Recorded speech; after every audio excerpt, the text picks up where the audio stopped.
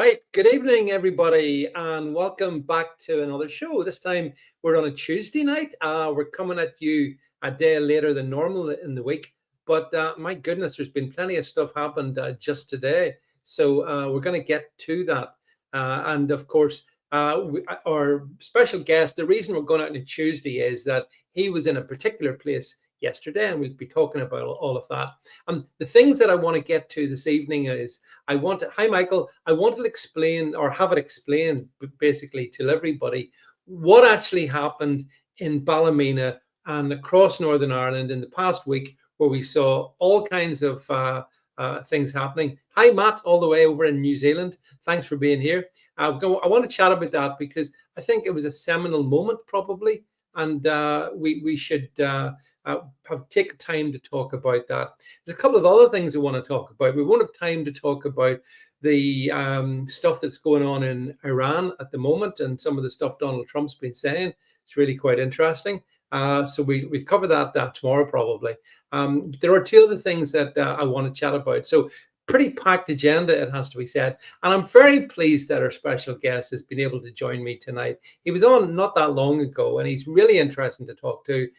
He's a proper patriot as far as I can understand, a really good guy. And so without any further ado, folks, let me introduce you to my good friend, Richard Inman.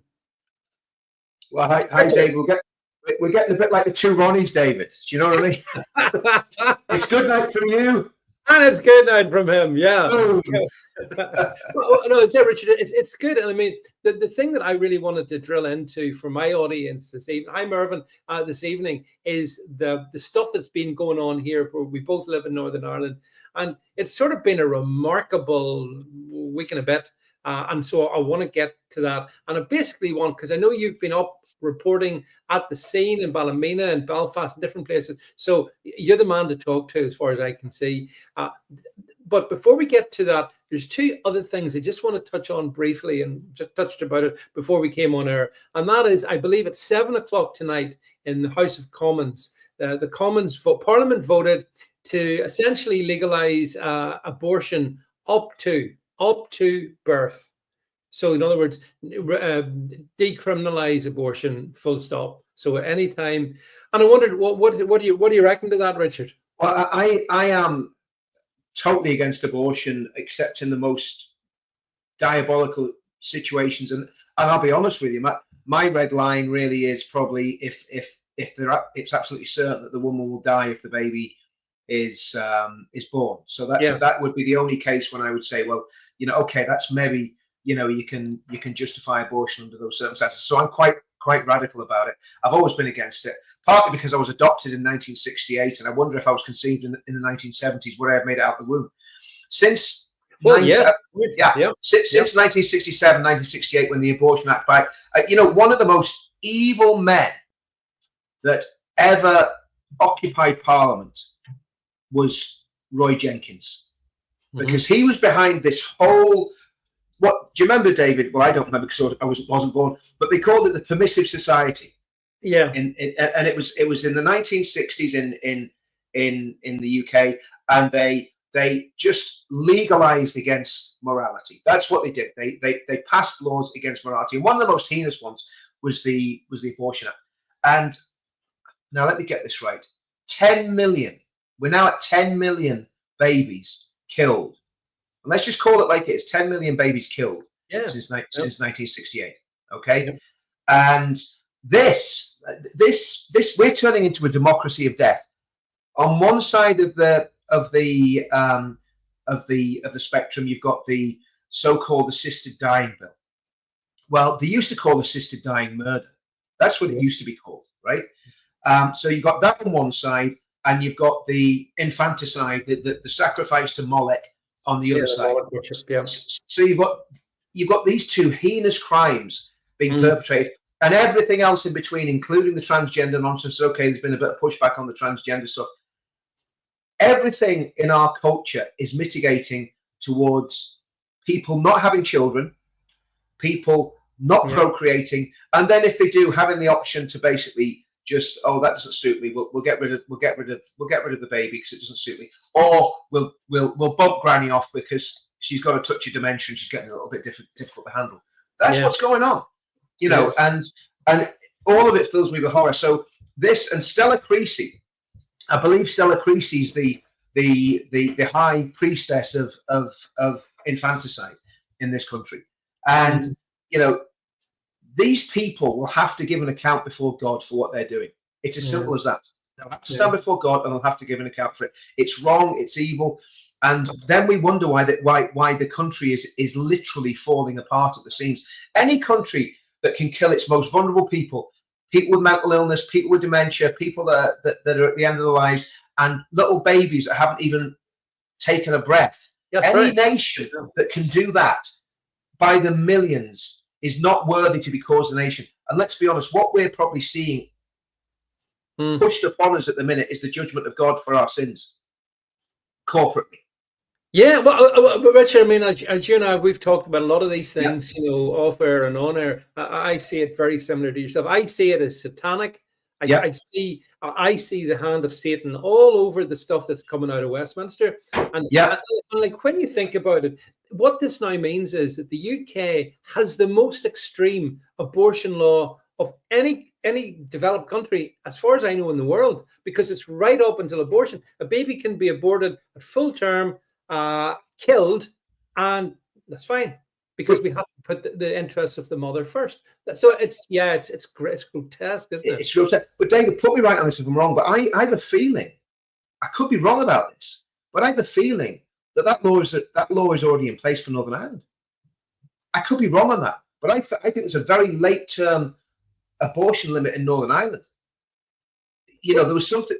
Yeah. Now again, it's just something in the back of my mind that I'm going when because again that was down to Stella Creasy, wasn't it? She was the one that pushed abortion on Northern Ireland. And I look, check somebody fact check that. If somebody can fact check that and let us know what the limit on what the upper term. I mean, the reality is abortion was not wanted by the majority of people in Northern Ireland. No, in fact, actually, Richard, on this issue of full term, you know, abortion up to full term, apparently 1% of British people wanted that, and 99% didn't want it. But this evening, the majority of MPs voted favour of it. It's another reminder that what sits in the House, Oliver Cromwell understood what needed to happen in Parliament, in my view, Richard, you know, and that was just another example. And then moving on very quickly from that, the whole sort of the grooming gangs, the rape gangs, all of that stuff is flooded out into the press in the last 24, 48 hours. And you know something, I think the guy who deserves the most kudos, and he's kind of been left out of this, is our mutual friend, Tommy Robinson. Tommy. Right from the beginning. Yeah. Of course. Talk about that. Yeah. I mean, we made those films in 2020 in Telford, and I think we're up to 4 or 5. I think we've done 4 or 5 now. I was involved in the first 3, and basically nobody's ever made documentaries like that about the. And here's the thing: see, if we'd got our facts wrong, you better believe that every single one of us would have been dragged through the libel courts by those monsters that were doing what they were doing. The reason they didn't sue us is because it was all true. That's why we never got dragged to court. And there's a lot more. We have a lot more on them than we put out, and it's all safely stashed away. So even if anything happens to any of us, the information is still there. And the problem is we just didn't have the resources. But I'm going to tell you something. There'll be some. What can I say? There'll be some very prominent politicians and some very prominent lawyers from the Asian community who should be shifting about in their seats very, very warily, because we know what you've done. We've got the evidence. We just haven't had the chance to put it all together in a cohesive way. So there'll be a lot of people who'll be very, very worried. And let's get this right, David. What this is in the UK is a mafia. It is a Pakistani Muslim rape mafia. That's what it is. Let's just call it. Let's just be brutally honest about it. And that's what's been going on right the way throughout the UK, probably for 40 or 50 years. And nobody's done a thing about it. Nobody's done anything about it. And I know we're going to talk about Ballymena. In Ballymena, there's been some monstrous assaults on little girls. There's been a lot of criminality in the town. And the people of that town stood up and got it sorted out in 48 hours. That's the difference. Of course, they've been demonized, they've been vilified, they've been slandered, and so on and so forth. Yeah, well, we're going to get to Ballymena in a second, but I do take the point that you make. And I was watching a clip of Tommy Robinson being interviewed by Jeremy Paxman back in, I think, about 2012, 2013. So a long time ago. And Jeremy Paxman was he was actually mocking Tommy about, oh, you're actually saying that this is a Pakistani problem. Yeah, and Tommy said it was back then. So I mean, it's taking a sense of vindication from something as horrific. It's tricky too, but it has to be said that for me, one of the heroes of the hour is Tommy Robinson, and not all these sickening politicians at Westminster who, you know, like the Conservatives who sat in power for 14 years and did nothing about it. Richard, it's the outriders who've been talked about this and demonized, and like people like yourself, you know. But the truth finally does come out, and you know, I don't expect this inquiry will bring the truth out. No. However, do you? No, it's just, listen. The terms of reference, I mean, I've seen a bit, and Farage was on about them earlier on. It's interesting to talk about people taking credit for this. You know, every MP, you know, Keir Starmer said, oh, I was prosecuting these people in 2014. Well, you weren't doing a very good job, Sir Keir, because it's been going on since 1979 or before that. In fact, probably the early 1970s. And then, of course, Farage on the flagship GB News show, I was talking about grooming gangs in 2014. I don't remember that, Nigel.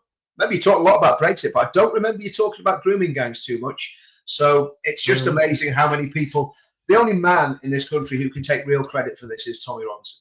Yeah, I think so. Yeah. And because if it wasn't for Tommy being in prison, Elon wouldn't have been. This wouldn't have been on Elon's radar. The review, the review wouldn't have been launched by Starmer, because Starmer just thought he was kicking the can down the road, and you know, maybe we'll get somewhere. And they're talking about bringing the National Crime Agency into this, right? When we made our films, all the information that we had was offered to the National Crime Agency. Guess what they said? We don't want it. Yeah. Well, I mean, yeah, I agree.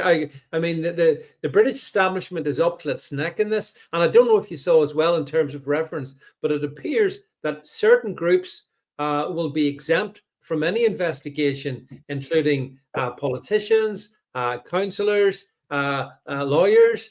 In fact, actually, most of those who, one way or another, let's put it like that, were involved in the establishment, they're all exempt. So, I mean, yeah, you know, well, look, I tell you, let's get to Ballymena, because, you know, sometimes you feel a sense of pride when people in your own country actually rise up and speak out against things that are wrong. But what I saw, Richard, when this all happened, I think it started, wasn't it, Sunday week past or whatever, and then it ran, and it started in a place everyone called Ballymena, and I know Ballymena very, very well. And it spread to other places like near me, Portadown. I was pleased to see Portadown. And the PSNI came out and said, this is racist thuggery, and we can't really understand what's caused it, but we have to stop it. So, Richard, you've been there, you've spoken to people. Tell us what caused it, what happened, and where does it go? Well, I was talking about Tommy. I mean, this shows how much Tommy's got his finger on the pulse. I was sitting minding my own business on Monday afternoon, and I got a text from Tommy. He says, "You've got to get to Ballymena." I was like, "What? It's Monday. When do you want me to go?" Now, okay. So I picked a friend of mine up, guy that does a lot of camera work for me, Clifford, and we jumped in the car, and we headed dutifully to Ballymena. And we got there probably about 6:15. There was a small crowd gathering. You know the way demos are normally quite small. There was a demo at, I think, 7:30 or something. So there's a few people milling about. Yeah. And I thought, oh, it's going to be another one of these ones, you know? Yes. By 7:30, there was 2,500 people. The good people of Ballymena. Let's just call them that. The good people of Ballymena. Working class, middle class, men, women, all ages, youngsters, actually all races as well. So just an amazing turnout for this event. And it was, do you know what? It was eerie. I don't know if you did any of the football lads marches in 2017. We did one in Mm. October 2017. It's about 70,000 people out, and it was just after Ariana Grande and Borough Market and Oh yeah, the murder of London Westminster Bridge and the murder of PC Keith Palmer, I think it was. Yeah. So the sense of solemn solemnity at that football lads match, hardly anybody spoke, nobody was chanting, silent, and it was like, because these were all proper lads, and it was just eerie. Like, it was really quite intimidating. Yeah. And this was the same in Ballymena, except it wasn't intimidating. It was just very somber, very quiet. Nobody was speaking. Nobody was laughing and joking. It was just almost like a hushed silence. It was almost like a funeral of a very prominent person. So this was in response. This was in response to, and obviously we've got to be careful what we say because of not wanting to prejudice the case. But there's been allegations of certainly 2 serious sexual assaults on local children by members of the Roma community. It's actually not the Roma community. It's actually a criminal fraternity of the Roma community that has set up shop in Ballymena. And we'll talk about that in a bit. Yeah. But so I got to Ballymena, and fantastic, peaceful, solemn event. And myself and Clifford started driving home. And as we were driving home, the police literally directed us straight into the riot. They wouldn't let us go down the road we wanted to go down. They waved us onto. I mean, you'll know the area. It was like the sort of high ground overlooking Clonavon. It's like it's the North Road. Yeah, the North Road. Yes, it is. Yeah. So the whole road was log jam. So we parked the car, got out the car, walked down at the Clonavon, not knowing what was going on. Walked around the corner onto the street where a lot of the rioting was. Yeah. And there was a line of 10 police officers across the road with high-vis vests on. And 50 meters away, there was about 20, 30 youths smashing the absolute you-know-what out of 3 or 4 houses. Very, very specifically targeted. Very specifically targeted. The police stood there and watched. Police didn't even try and intervene. Then the TSG, the stormtroopers came in with their batons and the Land Rovers, pushed them back to the end of the street, and that's when some of the aggro started. So that was the first night. The second night, Ezra Levant got in touch with me, and Ezra says, "Richard, will you go to Ballymena? I want to do a report on what's happening in Ballymena." So I went up to Clonavon and stood outside the houses that had been smashed up. The street was quiet. I mean, it was just deathly quiet. This was on Tuesday at 7 o'clock at night, and a few people started gathering. So I did the interview with Ezra. It took about 25 minutes. Started walking up towards the Harryville sort of side of town. I know. Yeah. Walking down that road, and just saw the devastation. But it was very localized. It was not every house had been touched. It was very, very specific houses that had been attacked. And then we walked up the side street up towards the North Road, and there was some lads kind of milling about in one of the side streets. The TSG vehicles went flying in there, blues and twos, jumped out, started giving these guys a really hard time. I was thinking, well, these guys aren't doing anything. And there was also a crowd of about 100 people, 200 people on Clonavon, just standing there talking, not doing anything. By the time we got to the end of the road heading up towards Harryville, the police had completely blocked them, and so they'd been boxed in by the TSG. We didn't see what happened, so I don't know how the trouble actually started on Tuesday night. But by the time we got to the North Road and set up to do some filming, there was a full-scale riot going on. There was petrol bombs, there was bricks, there was bottles, and again, you've got to ask a lot of questions, even about the way it was policed from the very beginning. Why did the police allow the houses to get smashed up? Because if those police officers had put themselves across in front of those houses, would people have gone through a police officer to smash them in? I don't think so. I don't think so, right?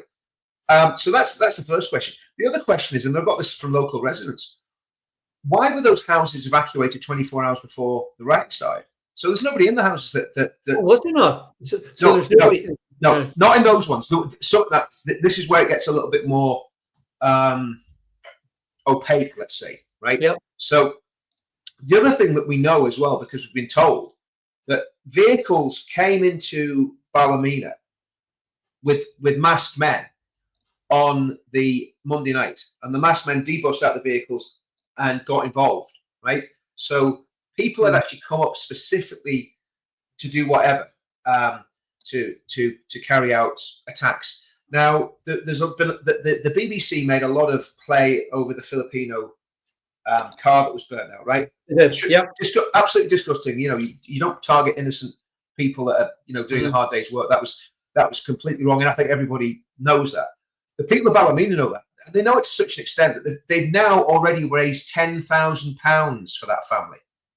For the Filipinos, yeah. For the Filipino. They've raised £10,000 for that Filipino family. But I haven't heard Stephen Nolan talking about that. I haven't seen that. I haven't seen that as a front page headline in the Belfast Telegraph. So obviously, once a riot starts, it's very difficult to control what's happening. But from what I can gather from the people up there, initially, the houses that were targeted were either occupied by the local mafia, the Roma mafia, or were being used as brothels by the Roma mafia. One of the houses that was burned out, I was told last night, was actually been used. In fact, I can show you. I'll just get it up on the screen here if you want. David, if we can do that. It's the one. How do I do this? So look. Why is that not showing? Can Jed do that? Can Jed help me with this? Or I have no idea, Richard. I'm just sitting there. No, it doesn't seem like it's going to work. We had it working before we came on air, but I can't seem to. I can't seem to get it on screen. There's a present button, but I don't. Yeah, I think it must just be you that can do it. So it doesn't matter. Yeah. But anyway, that's it'd be nice to show it. But oh, hang on. Yeah, that you see the house now. That's the house there. So, and if we just put that, what you're seeing there, that's fine. So we can take that out. Yeah. I'll pause that. So basically, what you're seeing there is the house that I was told last night was being used as a brothel, okay, by the Roma mafia in Ballymena. Yeah. Now, what you're seeing there is a protest. Again, I haven't seen it on the television. I haven't seen it in the newspapers. That's a protest by women and children, and that has been going on every night since the rioting stopped. They've said to the men, "We don't want any rioting. What we want to do as women is we want to walk around those areas where those criminals and I was going to say alleged rapists, lived, and drug dealers and brothel keepers. So that's what these women are doing. So these women have taken to the streets every night. They walk around there every night for 20 minutes, 7:30 till 10 to 8. And so what's happening in Ballymena is the community are coming together, David. The community is coming together and uniting. And in fact, people were saying to me yesterday, the kids that's been arrested for the rioting, they're from both sides of the community. So there's Catholics and Protestant kids that were so incensed by what had happened to one of their children that they've all taken to the streets, and sadly some of them have got caught up in the rioting. And obviously, we always say to people, don't do it, because for no other reason really than you're gonna end up with a very, very long prison sentence. Because the thing that worries me is, David, because this has been spun as a race riot, and it's not. Talking to those people in Ballymena, this is not about race. This is about a mafia who's got involved in allegedly abusive children being put out of the area. And you and I both know in Northern Ireland, if you're a paedophile, if you're a rapist, if you're involved in any sexual offence, certain people will probably knock your door and you'll be gone. You'll be out of the area. That's pretty much what happens, So it's very interesting, Richard. I mean, the video up on screen showing, as you say, women and girls, is so different to the images that the world's media was pushing across the basically our screens. All these balaclava sort of clad thugs firing petrol bombs at police. It's a very, very different image. It's very interesting. Totally. And I mean, there's a lot more like that. So I mean, I'm making a documentary for Tommy at the minute about this. So we're getting all the footage together. We're gonna, we'll hopefully, to do it right, it's going to take a long time, because it's not just fly in, do a couple of interviews and fly out. This is really going deep with the local community, talking to people that are actually members of the family. And again, I can't say too much about that. We can't even really, because of the situation with the prosecution, we could say a lot more about the family that would really demolish a lot of the myths that have been put about there. But all I can say is the family that's been affected by this, or one of the families that's been affected by this, are an extremely well-respected family in Ballymena, and you know, that's obviously part of the reason there's been such a massive response, because there's such a well-liked, nice, decent, you know, hardworking family. So I mean, it's incredible. Some of the lies that have been told, David, are just, you know, and again, I can't go into. I've got to be very careful what I say, but you know, the level of intimidation by the police and the spin and the level of subterfuge by politicians and by the media. Apparently, Stephen Nolan was there. Stephen Nolan weighed in on, I think it was, when did I go up there? Stephen Nolan weighed in on Wednesday, and he was literally told to sling his hook. Michelle O'Neill, surprise, surprise, Michelle hasn't been there. Michelle hasn't been to Ballymena. It's not weird. Yeah, but yeah, I saw Nolan weighing in on it. Oh, I've been there and they wouldn't talk to me. Good. I'm really glad that people at Ballymena didn't talk to the BBC. Excellent. Yeah. Step one. Yeah. Well, I think what's happened is we've seen in the past, David, we've seen communities demonized. We've seen individual people like Tommy demonized. We've seen loyalism demonized. We've seen unionism demonized by the mainstream media. Yeah. But for the first time ever, it's cross-community demonization, because what's happening is the media, the police, and the politicians are demonizing everybody in Ballymena. So it's now a whole city being demonized. Sure. Yeah. An entire city.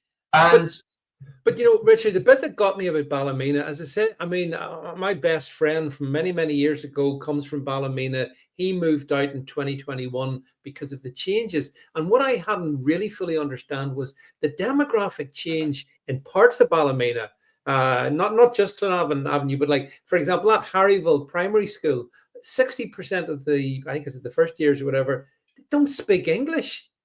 And I didn't realize that it had got so bad. And Ballymena seems to be an epicenter, Richard. It's amazing. It stunned me. Well, there is a theory up in Ballymena that the importation of foreign nationals to the town is to give Sinn Féin a voting advantage, and to basically destabilise the unionist and loyalist population in Ballymena. But of course, what we saw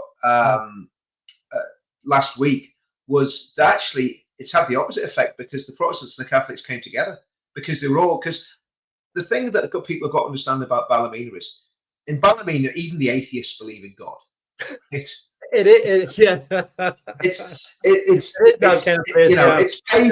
Paisley's, you know, the ghost of Ian Paisley walks the streets of Ballymena still to this day, doesn't it? And the reality is that it is the Bible Belt, or used to be called the Bible Belt of Northern Ireland. Obviously, there's been problems in Ballymena, like anywhere. There was stuff at Harryville years ago. There was I remember the heroin problem in Ballymena as well, and one of the estates. That was, so Dewey Road, is there a place called Dewey Road in Ballymena? Was that Ballymena? Anyway, there was but there was a big problem. One sort of localized area of Ballymena. But what's happened in the last 10 years, really since 2015, and they put it on steroids during the lockdowns, was they were busing these people in across the border. Yeah, I was going to say, they were busing them from the Irish Republic. From the Republic. Yeah, from the Republic. And how could they do that, Richard? Well, I wonder how they could get a bus from a different jurisdiction full of illegal foreign nationals into the heart of Ballymena. Well, it's because there's no border. People talk about the channel, and quite rightly so. I mean, thousands of people coming across the channel in rubber dinghies. That's a lot easier to solve than the problem that we've got in South Armagh and Fermanagh and all the rest of it. Absolutely right. Yeah. Where we've got that very porous border that's made all those, well, I'll not even say it, but made some very interesting people in South Armagh multi-millionaires, because they managed to smuggle diesel backwards and forwards and all sorts of other contraband for the past goodness knows how many years. That same border can be used very easily for people smuggling and people trafficking. And also to destabilize the demographic makeup of Northern Ireland.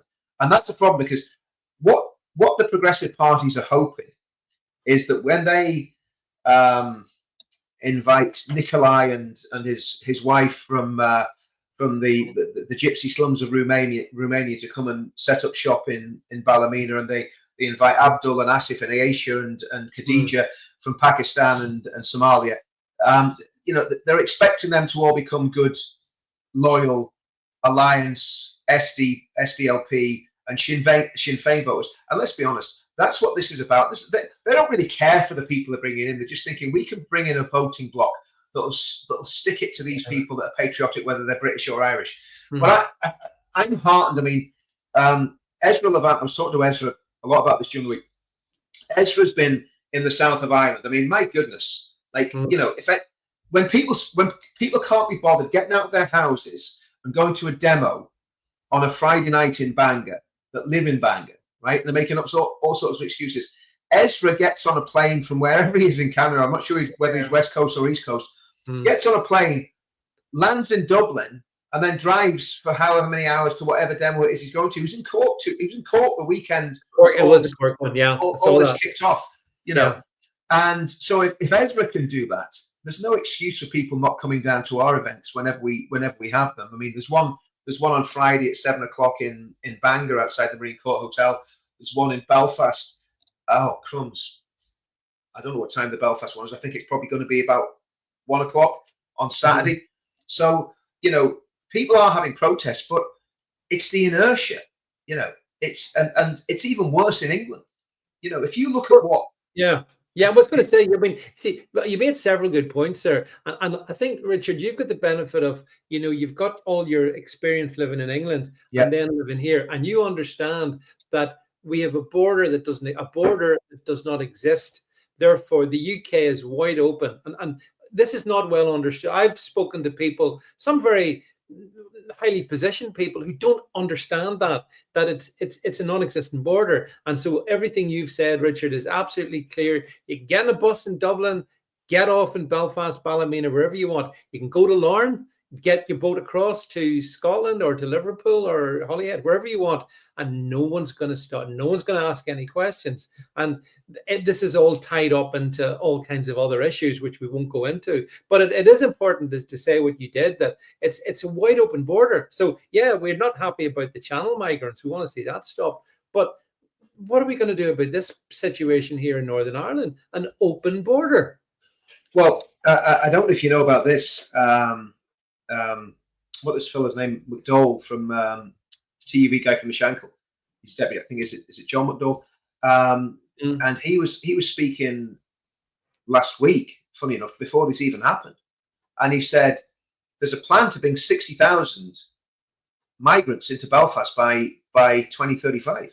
60,000 to Belfast, just Belfast. Yeah, just Belfast. Yeah, listen. That totally destabilizes the demographics of Belfast. I mean, which have been destabilized over the past 20 years. There's an area. I know South Belfast very well. I went to university there and know the area well. The Botanic Avenue area of Belfast, where there's a nice train station and all, it's basically Somalia. It's not recognizable. And again, and it's nefarious, the stuff that's going on. Richard, how did Larne Leisure Centre get into bother? Was it because migrants were moved there? And how did that all happen?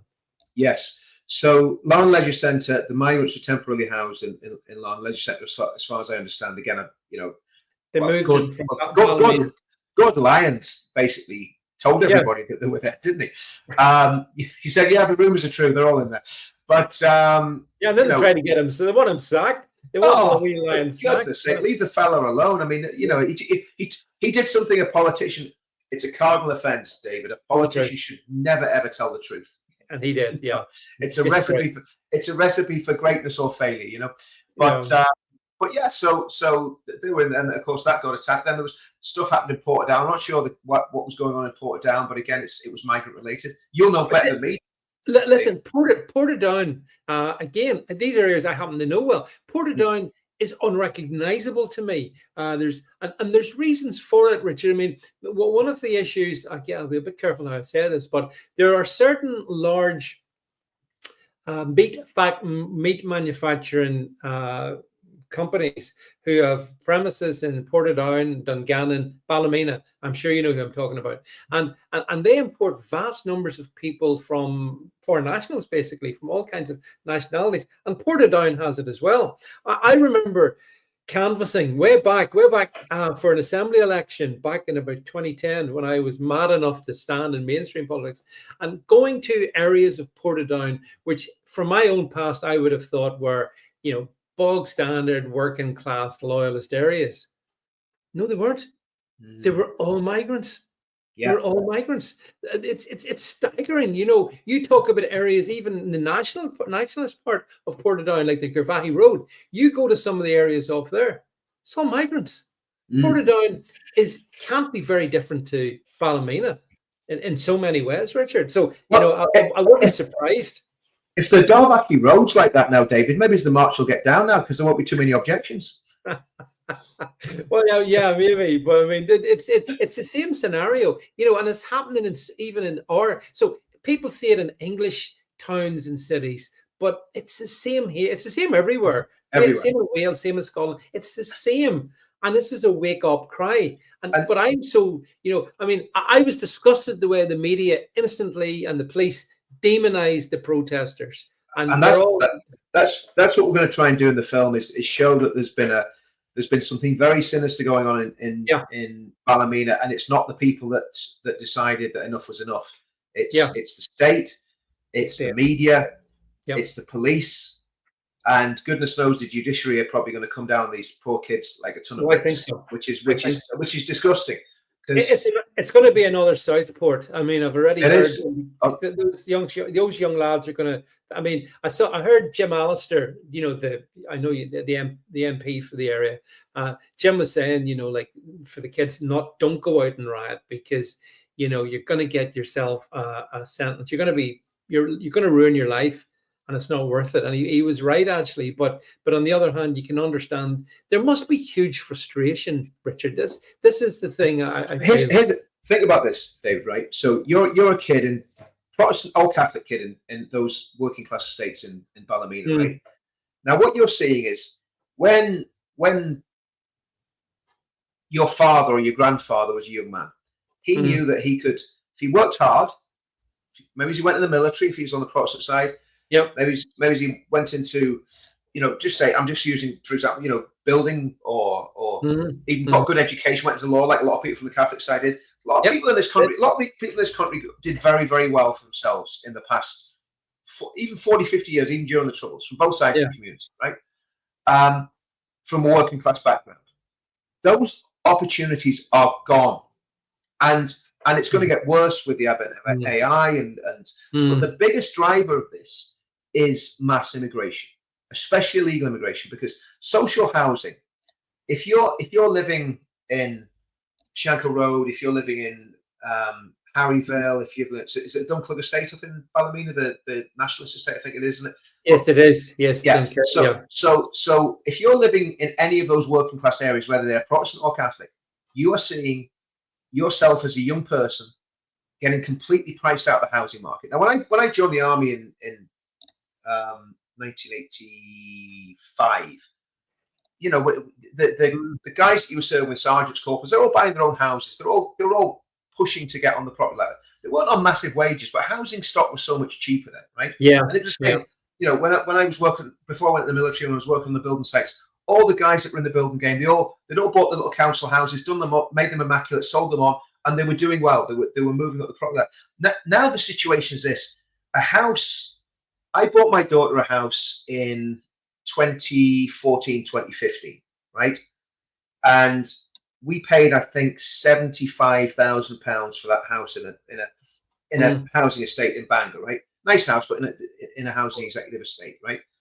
Those same houses are going for about £120,000, £130,000 now. What kid that's in that, guy meets girl, want to have a kid, want to settle down, want to get a house, they can't afford to. Can't afford to rent it, because the rent on those houses is now up to £1,200, £1,300, even £2,000 for a little housing executive house. Yeah. And why? Because the government is paying private landlords. And if you're a private landlord, you need to look at yourself in the mirror. And you might be creaming it and you might be making a lot of money, But if you're a private landlord and you're putting migrants into your houses, you're a traitor. It's as simple as that. You're a traitor to the country. Yeah. So that's just one instance. Then you've got healthcare. Then you've got employment. Then you've got education. You know, if your little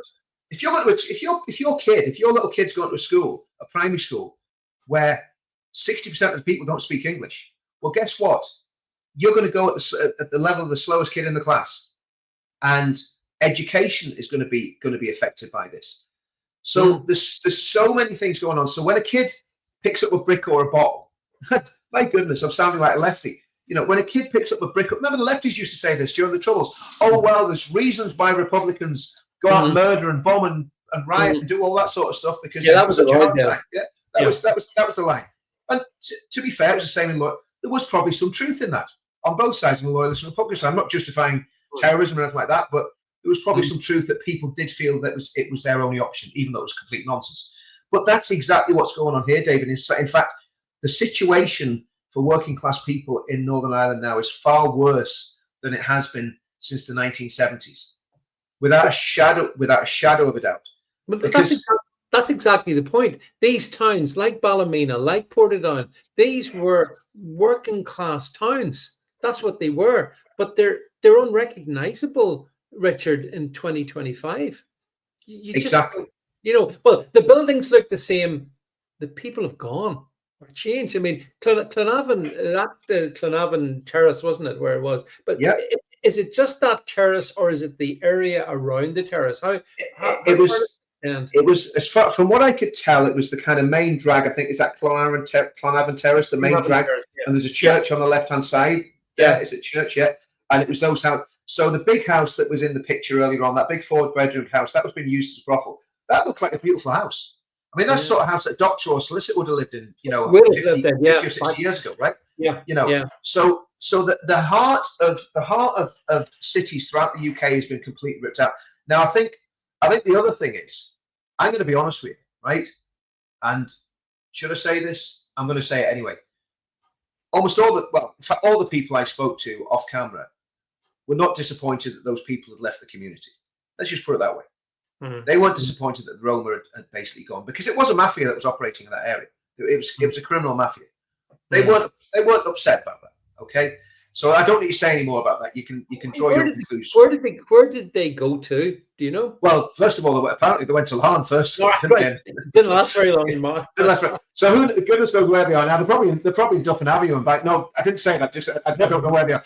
But that's normally where people get dropped off when they've done all sorts of bad things. But no, I mean the reality is that. I mean, hey, that's a change as well. I know Dufferin Avenue. It used to be nice houses and stuff along there, or there was in the past. That's gone downhill for a long time, probably 30 years. That's been. Yeah, I know. I'm going back longer. Yeah, it's been bedsit land, but you can see it was nice housing stock back in the day, And again, I mean, Bangor's getting the same problems.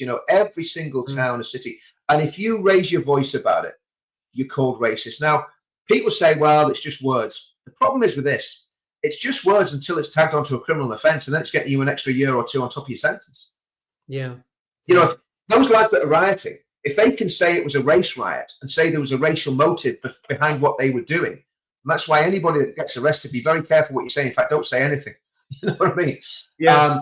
Because the reality is that if people are going to try and pin a racial tag on that, it's going to get you a higher sentence and less chance of getting parole. Well, that's absolutely true. And actually, I put out a clip on my own social media today of back to the Southport riots, and there's sort of similarities. The one particular judge was sentencing, I think it was a young man to whatever, and the young guy had put up in his social media something like, I don't want my money going to migrants, and basically, I think we should be better off without them. Stuff like that, paraphrasing. But the judge, to your point, you're so on the money.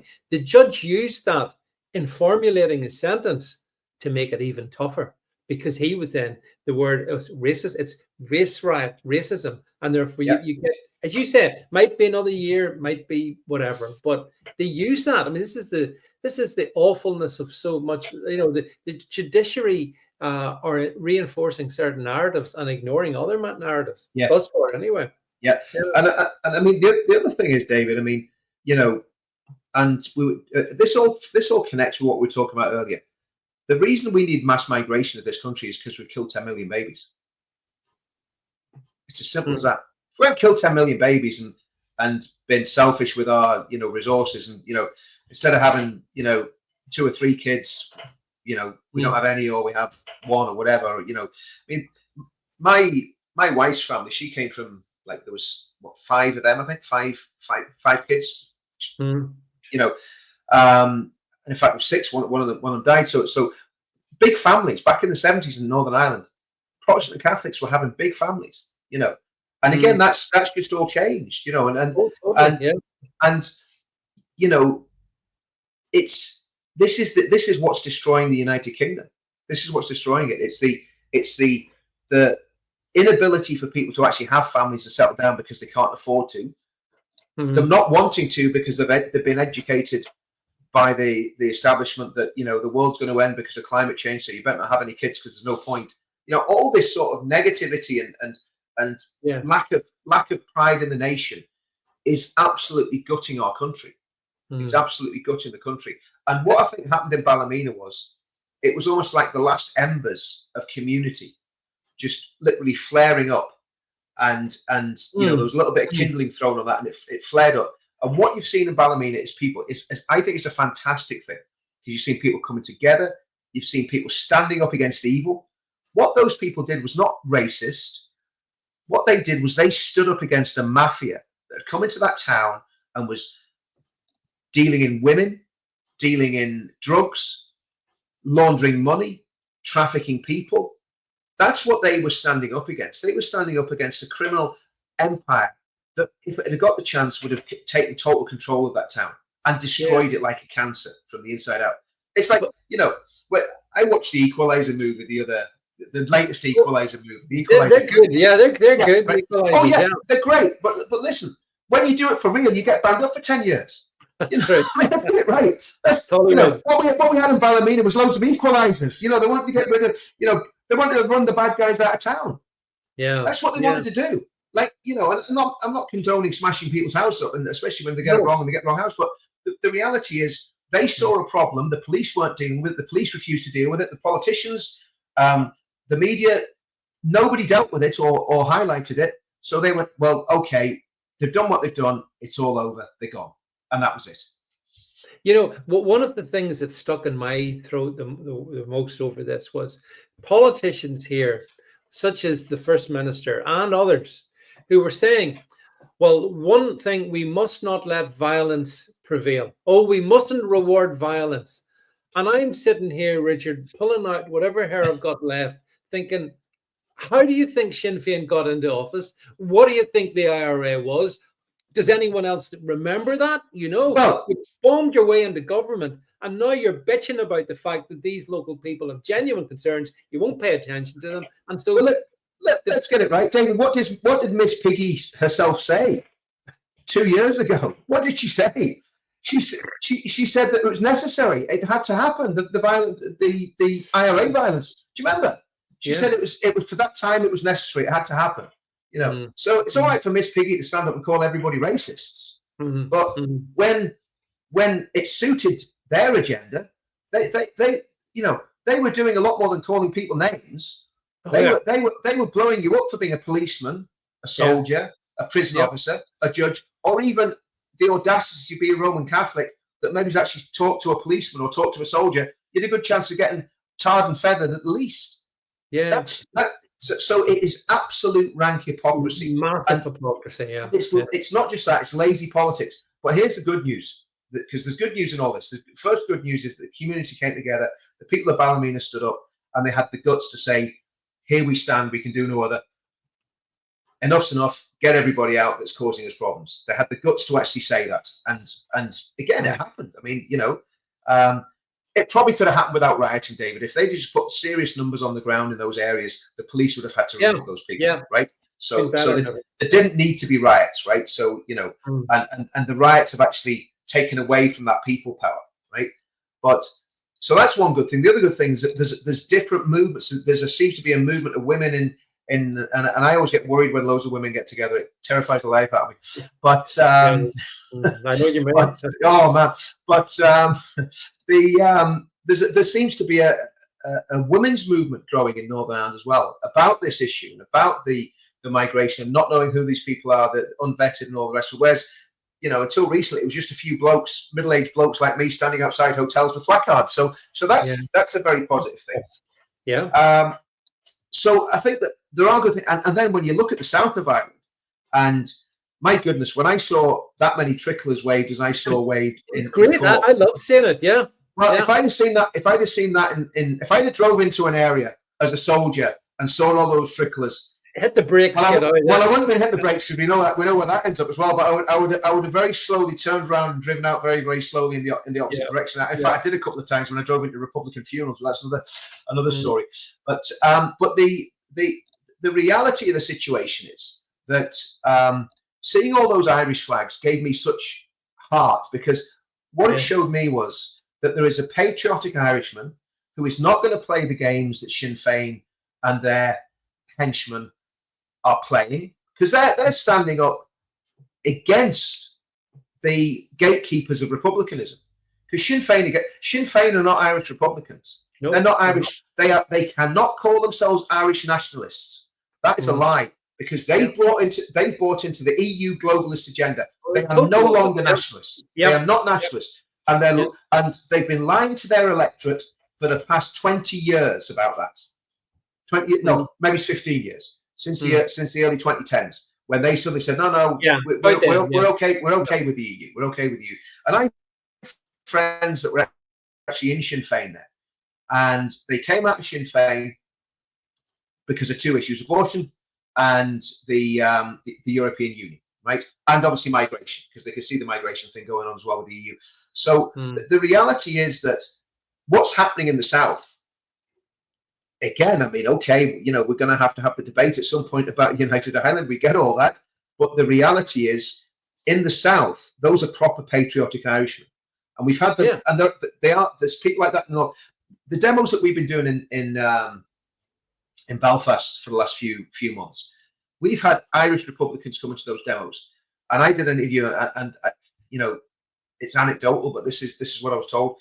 We interviewed one of the lads that came from a nationalist area in Northern Ireland. He came to the demo, did an interview with me, and the IRA smashed his house up as a result of that. So you know, there's people paying a price for this. There's people paying a big price for this. So these things are not simple and cut and dry, but there is great hope, I think. And what I love to see, Union Jacks and tricklers fluttering in the wind together next to each other. I love seeing that, and that's what we've had at City Hall: an Irish flag and a Union Jack. And I think that's an amazing thing. Do you think why is it that you have those demos of patriotic Irish people, like, for example, down in Cork and elsewhere south of the border, and now we've seen, if you like, the Northern Irish community rising up and asserting itself? What's going to happen in England? Is anything going to happen? I mean, we've got this, as we talked about at the start of the show, you know, the grooming gang report and all that. Is there not fury amongst English people as well, Richard? I'm English, so I'm allowed to criticize the English without being racist. Okay, so I can't. Yeah, I mean, I am intensely disappointed. If there'd been people power, when the first grooming case was heard about in England, if the people of Telford had got together, same way the people of Ballymena just says, we're going to go to these people's houses. We know where they live. We know what they've done. We're going to go to their houses. We're going to stay there until they leave. We don't want them in our area anymore. I'm not talking about violence. I'm talking about getting on the streets in big numbers and saying, we're going to go and we're going to stay outside these houses until they're gone, right? If that had been done in Telford, in Oldham, in Bradford, well, would things have been different? The problem is there is no community in England to speak of. And that's one of the things that we've been trying to do with the United Kingdom, and Yeah. everything that we've done since I've been involved in this movement, the Football Lads Alliance, the veterans, the different march we had, UK Freedom Movement, all the marches we had, right the way from the beginning. It's about pushing a counter narrative to the narrative that's been spun out there. So we're trying to encourage people to go to church if you can find one that doesn't have a pink-haired lesbian vicar.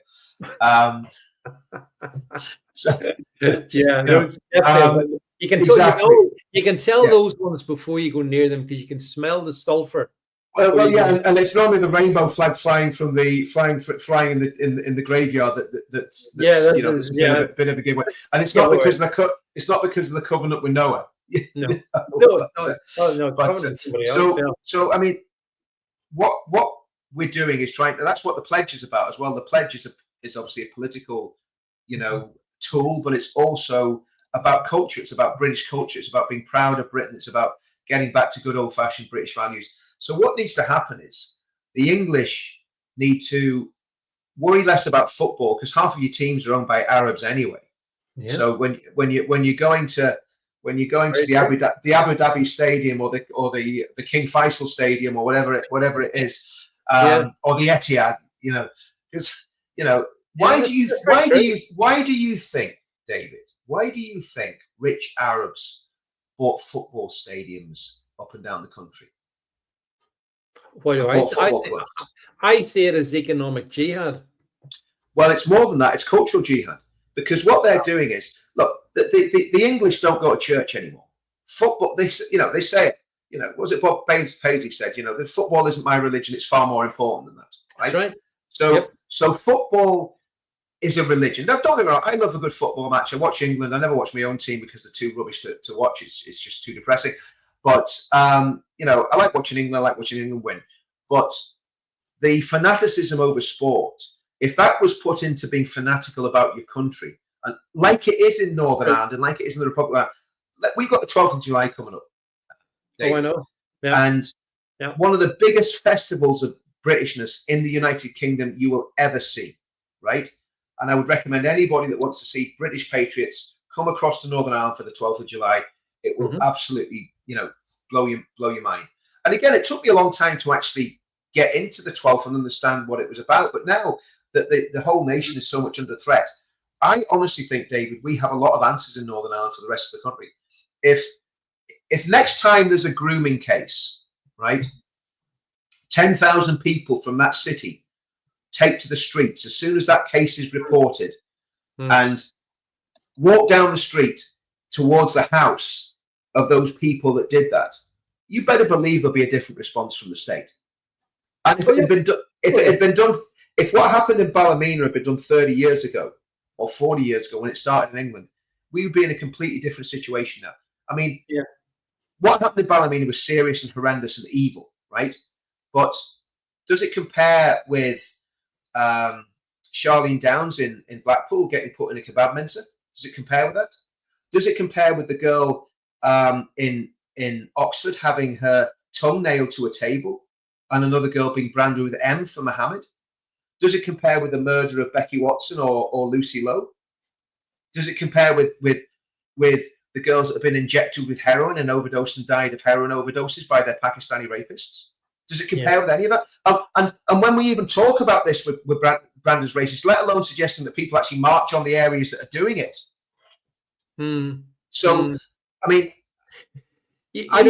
Richard, sometimes revolutions start in the most unlikely places. They don't always start where you think they should start. Yep. And I can't help but think over the past week, and you reporting on it and seeing it all, because at least we were getting the truth from you, unlike the BBC and the scum media. You sort of think to yourself, this is interesting, because it's also maybe because it is approaching the 12th of July, which is a period of intense patriotism here in Northern Ireland, and basically people not taking any crap. And I've had a lot of people saying, "Oh, you Northern Irish, you don't just sit back and take it, do you?" No, we don't. We don't, and that's the thing. I mean, if that happened, I think in any town, if that happened in the way it happened in Ballymena, in Northern Ireland, any town or city, certainly a loyalist town or city, or a predominantly loyalist town or city, there'd be the same reaction. I hope they would. I hope they would. Because I think so, Richard. Although it does worry me that certain places like Derry/Londonderry seem to attract a lot of migrants and want migrants. Furthermore, I saw a school head teacher of a primary school in South Belfast, leafy South Belfast, who was talking about the fact she needs more funding because her refugee migrant pupils are under a lot of pressure. South Belfast, she was boasting about it and wanting money for it. And you talk about, and third-party infiltrators and whatnot. I mean, what do you think of that? Well, it doesn't surprise me. I mean, the question is what can actually be done. I think there's two or three things that we can do UK wide. I think Northern Ireland, and I said this to people years ago in Northern Ireland. I says, do you know what, guys, you've got the answer here, because the structures are in place. That you've got groups like the Orange Order, you've got the band culture.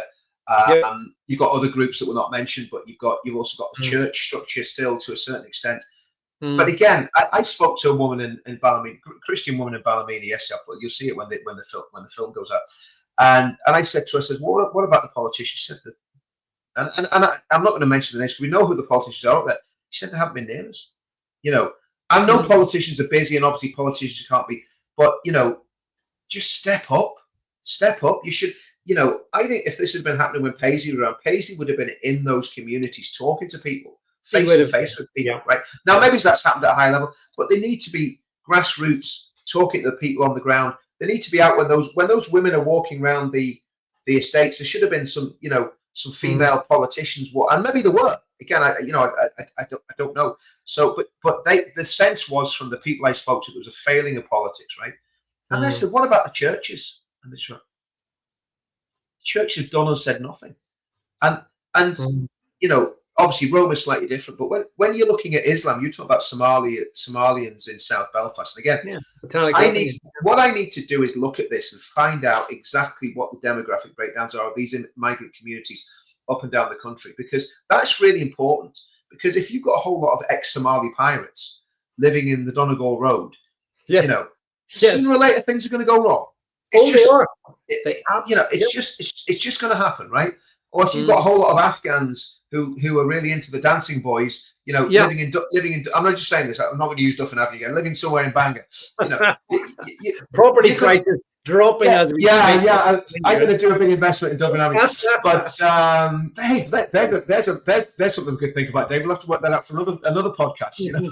Where do we want to buy a house? Where do we need to destabilize next? But no, all joking aside, I mean, that's what the landlords do.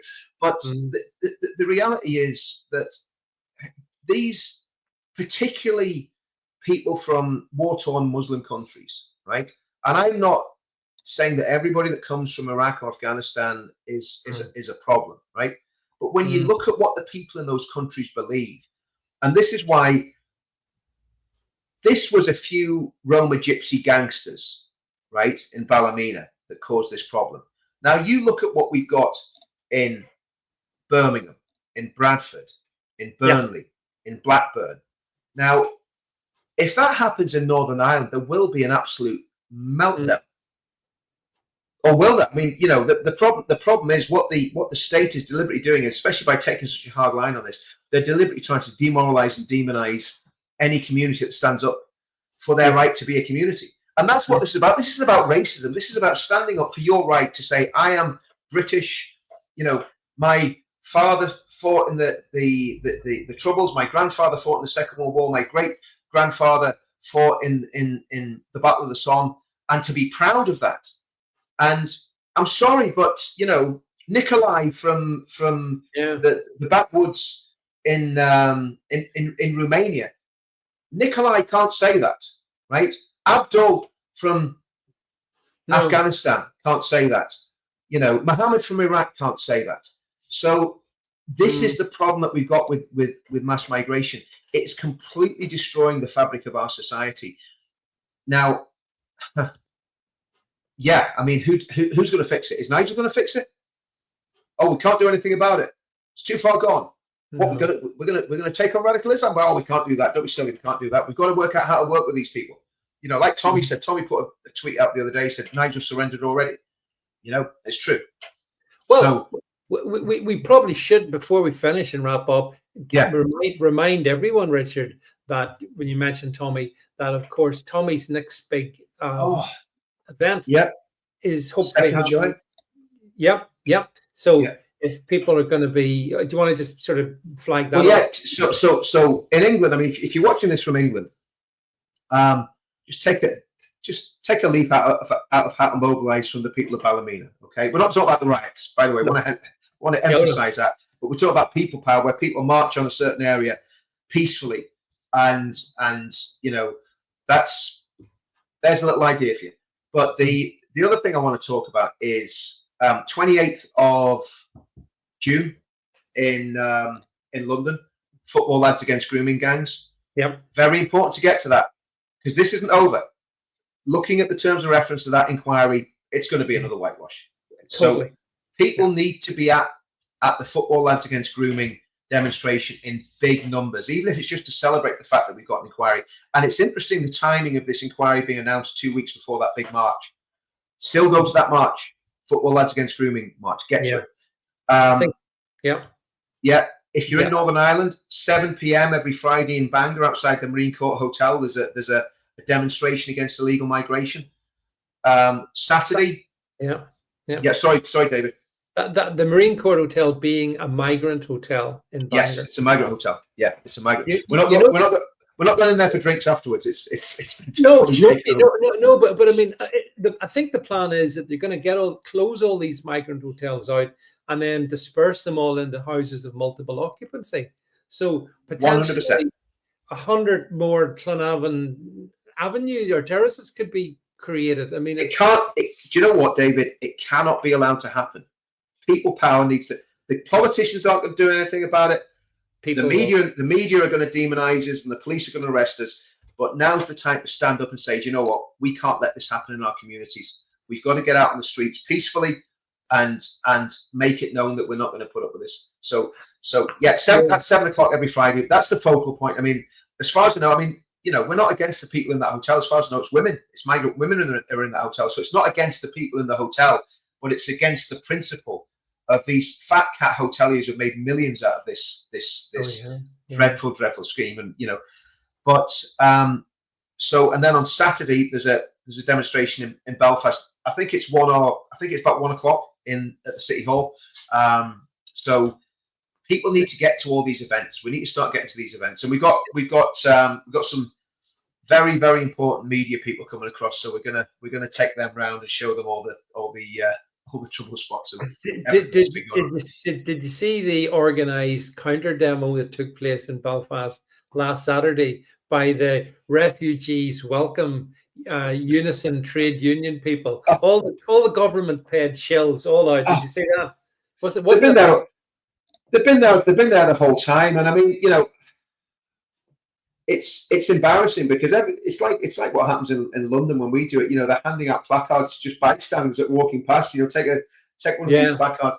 They're an embarrassment, and they're traitors. Let's just get it right. They're traitors. These people are traitors. And Mark McGuinness said when there was the murder of those soldiers at Nazarene Barracks, he said the people that did it were traitors to the island of Ireland. Well, let's quote him, because the people that are overseeing the destruction of the island of Ireland, north and south, with mass migration, they are. If you're a Republican, if you're on Sinn Féin and you're okay with that, you're a traitor to the island of Ireland, and you're a traitor to your heritage and your history, which I don't have a lot of time for. But the truth is, you're betraying your own culture and your own heritage and the blood of those men that died for your cause. And you're also betraying the blood of all the British men and the British soldiers that died if you're someone on the Unionist side and you're signing off on it.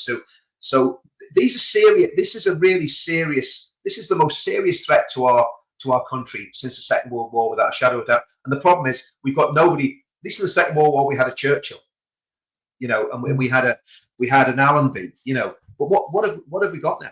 All we've got is Chamberlains. That's all we've got. That's it. At this point. But so there's also the expression "cometh the hour, cometh the man" as well, Richard. And I think the thing you've been saying to us over the past hour is that there is this positive thing to finish on with communities. I think ultimately when you really put to it, and the community has a choice. It does something or it just submits. I Yeah. think some communities, at any rate, are not going to submit, and they're going to No, stand up. And they're going to that's a stand. positive. Yeah. Yeah, and they're going to stand up. And as far as I can tell, I mean, it wasn't, this wasn't all sanctioned by, loyalist paramilitaries. This was very spontaneous stuff that was going on. It wasn't Mm. paramilitary controlled as far as I can tell. So it was pretty much people just saying, we've had enough of this, and we're gonna take a stand. And if something that can come out of this, David, is Protestants and Catholics coming together in Northern Ireland and saying we share the same problems and the same issues. We're sick of those politicians that have led us, to the top of the hill and down again for 30 odd years, and we want something totally different. Then that would be something beneficial. The other person I want to mention, I'll probably get in trouble for this, Ben Habib. Where are you, Ben? I'm being serious. There's a big, massive open net there. Farage is making a complete hand of it reform. Yes, he might be riding high in the polls. There's an opportunity now for a genuine insurgent party to stand up, do what's right. Richard, and watch this space. Well, that's why I'm saying it. I am watching this space, and I'm not seeing anything happening. So there is stuff happening. Good. We'll talk about this again then, David. We'll talk about that. But you're dead right. Your point is valid. Do you know the point is? The point is sometimes all of us need a little nudge every now and then. It's a very friendly nudge, because to me, I've said this time and time again. If we could find some way of bringing SDP, UKIP, or UKIP type people, so on the money, Ben, you're so on the money. Rupert, some of the Tories like Truss, and much of that, I do basically. Take on what the Labour Party say. Never trust a Tory. I don't trust them, but there's got to be like Suella Braden. She's still a good egg. You've got Liz Truss seems to be making the right sort of noises. Don't trust Jenner, dodgy. Don't trust him. But there's a lot of good people out there, right? And so and I honestly, do you know what, David? I honestly think that if an insurgent party was organised, and if we could get people like Jim Allister and Alex Easton involved, right? Well, there you go. You'd have 2 MPs straight away off the bat. 2 MPs. Maybe they don't join the party, but they're affiliated with it for Northern Ireland, right? So you could actually have influence in Parliament before you even get anyone elected, if you could leverage Jim and Alex, right? Now, here's the thing about it. I think that could take the whole of the UK by storm, including Northern Ireland, including Scotland, if it's done right with the right sort of energy. And you'd probably have to keep headbangers like me away from it. But if it was done properly, we could absolutely rock this. And I would support it. I want to see those parties come together. Listen, I'm in UKIP. I'm the NEC of UKIP. They'll probably sack me for saying this, but it is what it is. But the reality is, UKIP ain't going to do it on their own, right? As much as Nick's brave and he's getting himself out there and he's doing some good stuff, but he's not going to win the next general election. Not in a million years. Neither are the SDP. Neither's Ben on his own. It needs a completely new structure that sucks all the power and energy out of reform. And if Nigel wants to jump on board and help out, well, maybe there'll be a seat at the table. I don't know. But something needs to be done to challenge reform, because reform is not the answer. And people have voted for reform because there's no other viable option out there. So I saw Sammy Woodhouse have a go at Richard Tice over Tice basically claiming, this is all due to the hard efforts of reform. And I know 100% to Sammy, she's dead right in what she was saying. I can't stand. You see, posturing politicians of any hue, they sicken me, Richard. And sometimes I think ultimately, something, these things come from the ground up. And you saw it up in Ballymena last week, and I saw it at Green Portadown and elsewhere in Lauren, and it's good to see. So I don't know, maybe we're due another cultural revolution of some sort, and maybe the flame has started here. David, I think we need a spiritual revolution. We need a spiritual revival, which will basically temper some of the violence. Because at the end of the day, if you're a Christian and you're doing your best to follow God, you're not going to want to. You're not going to want to get involved in violence and criminality, right? So we need a spiritual revolution. We need people to come together with one common cause and one common goal, which is basically saving And I would be even very radical about this, David. I'd be talking about saving the British Isles, not just saving the UK, or not just saving England, not just saving Northern Ireland. I heard someone talking about an independent Ulster the other day, and I just thought, come on, leave that with John McMichael in the 1980s. It's not gonna happen, right? Yeah. So basically, what we need to do is bring people together. We could have a political movement that spans all of these islands and gives everybody what they want to a great extent. So there's a massive opportunity here. And, we've got 50,000 people signed up for the pledge, right? I mean, if there's a party, and Ben signed the pledge. Ben's actually signed it. So Ben's, he's signed up to it. So so basically that demographic is sitting there waiting to be tapped into. And all we need to do is send an email saying, guess what? There we go. This party supports pretty much everything in the pledge. So that's what I'm thinking, David. And I think, there's a lot of potential. There's a lot of energy in all this, but it's channeling it the right way. I kind of felt we're all kind of riding on the back of a tiger at the minute. Do you know what I mean? I do. I agree with you. Right the way through the whole of the UK and Ireland, there's so much energy, but there's a complete lack of leadership. So somebody needs to stand up and say, I'm going to take this forward and I'm going to do it. And obviously we will, if whoever that man is, Ben, if that happens, people will step up and follow. And I think it will just suck all the it'll just be like a sort of Piper of Hamelin. Everyone will be following. Maybe we'll have a summer of patriotic love. Maybe that's what we need. When the UK actually, we talk about the British bulldog, the British lion awakening, finally awakening. Maybe it will, because it has no option. There's no options left. You can't sleep anymore wherever you are in the four parts of the UK. And the same with Irish people as well. Because we say it all the same. They have the same existential crisis. They're going to be replaced if they don't stand up. And thank goodness some of them are doing that, and it's the same here as well. So, Richard, I want to thank you for taking. I know you've been so busy, and I appreciate you taking the time to come on the show and giving us. Obviously, it's always best, when you talk to someone who's been right there at the sharp end. You know exactly what the story is. It's a very healthy alternative to the poison that I've heard from BBC Northern Ireland in particular. Yeah, there's so much more. We could talk about the children getting kidnapped by unmarked police vans. That was happening. I mean, there's so much been going on. And I'm going to hopefully speak to some of the families of those people, the children that were kidnapped. There's just so much there that's if you didn't. We've been doing this a long time, right? So we know exactly how this playbook works. We know exactly how they do it. They've done it since the Good Friday Agreement. They've manipulated and they've demonized to basically suit their agenda. But the thing is, we're all wise to it now, David. And the people of Ballymena, I want to tell you something. I'm not from Ballymena, but I was proud of them. I was so the people I spoke to. I'm about as emotional as a toothpick. You know what I mean? But I was getting emotional talking to those people because they were so proud of their town. And they were so angry with the way they've been treated, and so if they can do something with that togetherness, and the politicians need to look at that, and they need to realise they need to be on board with that.